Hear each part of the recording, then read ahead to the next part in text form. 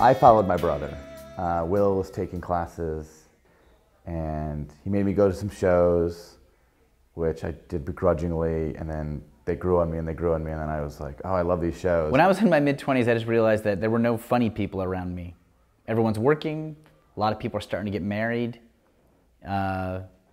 Just nobody was funny. I missed it. My family had been funny, my friends in college had been funny, and I started doing improv classes just to find like-minded people. I had no ambition beyond, I like to be around people who have a deeply seated opinion on who the Weekend Update anchor is, and who have snobby opinions about small talk with me to hang out with. That's what I wanted.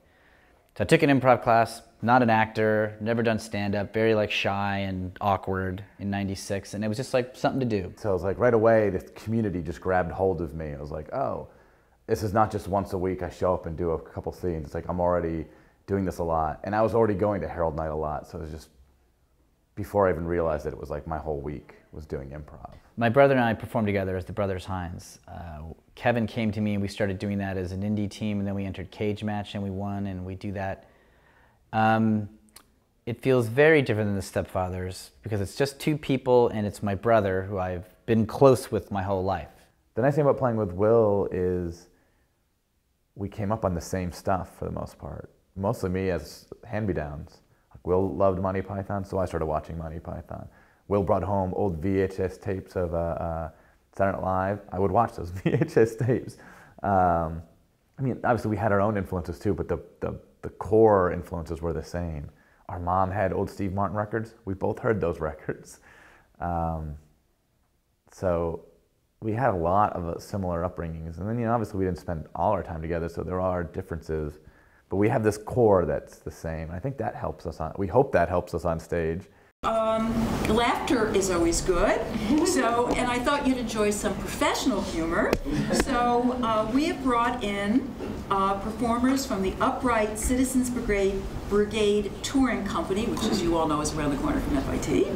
So let us give a hand tonight for the Hines brothers.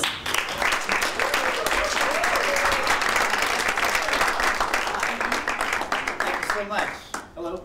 Are you ready for professional humor? Is that type of humor is acceptable? I know that some people prefer amateur humor, but we are only able to provide strictly professional. I don't know how you make a good improv team, because I've seen them all work and not work. More often than not, teams that put themselves together, I think, perform better together. But I look at a Brothers Hines show, I'm like, yeah, it's 50% me. And it feels like even more. It just feels like, oh, a lot of this is me. And that's really fun. Looking at having a show and being like, that is more my voice than anything else I've done improv-wise. Just because of the very nature of it's just two of us and two relatively in sync people. So I love that about it. We win this round, Porcupine. We beat you, Porcupine. I'm updating the scoreboard.